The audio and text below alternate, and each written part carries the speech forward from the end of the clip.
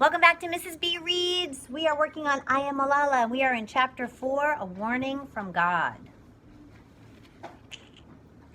One autumn day when I was still in primary school, our desk started to tremble and shake. Earthquake, we yelled.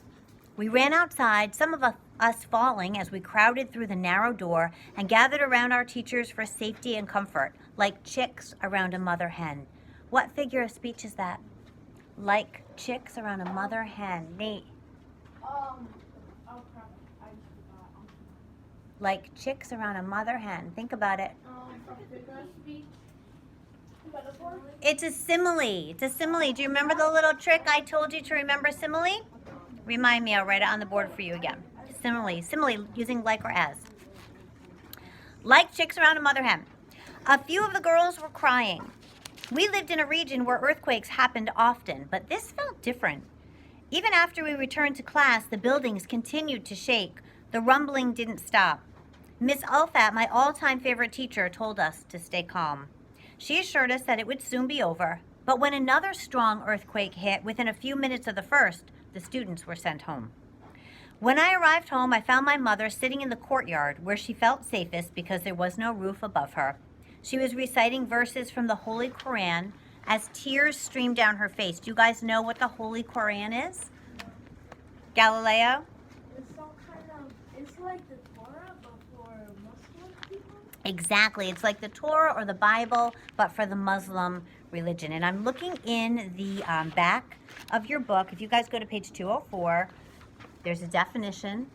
So remember that when we're reading books that have a lot of content vocabulary that we don't really know very well, we're going to take the time to stop and look it up. You can't blow by this stuff. It's really important. Don't blow by it. So on page 204, it tells us that the Holy Quran is the Muslim holy book. Tears streamed down her face. The aftershocks kept coming and continued past nightfall, and every time they did, my mother ran outside and insisted we go with her. My father told her to not upset the children, but we were already upset because the ground was shaking. That earthquake of 8 October 2005 turned out to be one of the worst in history. It was 7.6 on the Richter scale and was felt as far away as Kabul and Delhi. Aftershocks continued for at least a month. Our city of Mangora was largely spared. What does that mean, it was largely spared? Our city was largely spared. Blake? It didn't get as damaged. Good job. But the northern areas of Pakistan, including our beloved Shangla, were devastated. When we finally heard, God bless you, from our family and friends there, they said they had thought it was the end of the world. They described the roar of rocks sliding down hills and everyone running out of their houses reciting the Holy Quran, the screams as roofs crashed down, and the howls of buffalo and goats. They were terrified, and then when the destruction stopped, they waited for help. The government was slow to arrive, but help came immediately from rescue workers from a conservative religious group called Tehreek-e-Nefas-e-Sharia-e-Mohammadi, TNSM, or the Movement for the Enforcement of Islamic Law, led by Sufi Muhammad and his son-in-law, Maulana Fazlullah. Those are two really super important names to this story, and actually this whole little paragraph right there, very important to the story, okay?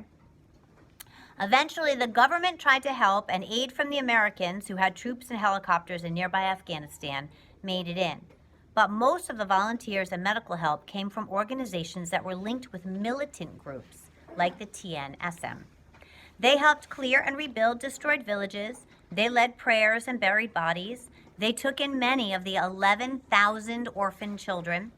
In our culture, orphans are usually adopted by the extended family, but the earthquake had been so bad that entire families had been wiped out or lost everything and were in no position to care for additional children. Many of the orphans went to live in fundamentalist madrasas. So, fundamentalist means very strictly religious, okay? And I wonder if that word madrasas is in the back of the book. Go to the glossary and see if it's back there. Let's check it out. Because remember, when we come across words like this, we're not going to blow by them. Yup. On page 205, it says it's a school for Islamic instruction. So like a religious school, okay? Mullahs from the TNSM preached that the earthquake was a warning from God.